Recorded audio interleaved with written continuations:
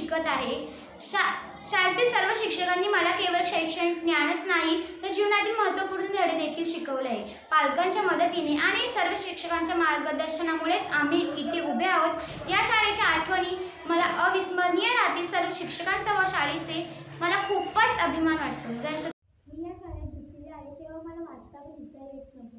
Swati madam यांनी मला वाचायला व लिहायला शिकवलं। आता माझं अक्षरही छान झालं आणि मला मराठी वाचन खूप चांगलं येतं। Thank you Swati madam. मी या शाळेत मागील 7 वर्ष शिकलो। मी जे काही शिकलो ते मी पुढच्या वर्गात घेऊन जाणार। मी या शाळेत 4थीला आले जेव्हा मला अभ्यासातलं काही येत नव्हतं। आता सर्व येते। इंग्लिश शाळेपेक्षा मराठी शाळा मला खूप आवडली।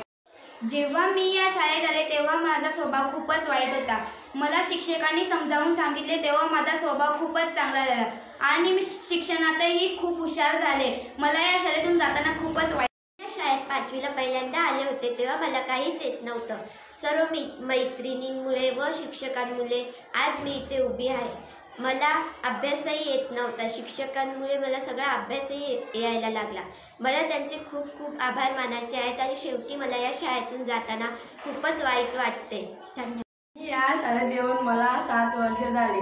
ही शाळा माझ्या विस्मरणात राहील कारण या शाळेने दिलेले शिक्षण आणि आनंद आणि खेळात केलेले मार्गदर्शन कधीच विसरणार नाही। शाळेत आले तेव्हा मला काही माहिती नव्हतं की काय करायचं, कसं कुठं बसायचं, कुठला माझा वर्ग आहे, मला काही माहिती नव्हतं। तेव्हा मला शिक्षकांनी सांगितलं तेव्हा मला माहीत पडलं कुठं माझा वर्ग आहे, कुठं मला बसायचं आहे।